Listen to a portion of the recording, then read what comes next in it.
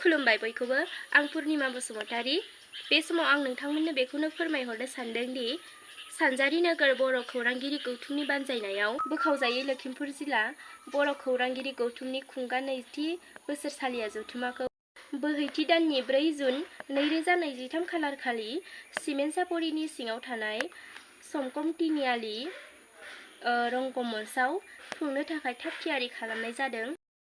बेनिखायनो सानजारि नोगोर बर' खौरांगिरि गौथुमनि बानजायनायाव हारिमु मोनाबिलियाव आं नोंथांमोननि गेजेराव मेथाइ रोजाबनो थांगासिनो दङ।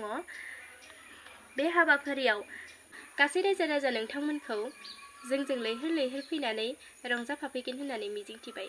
गोजोन्थों।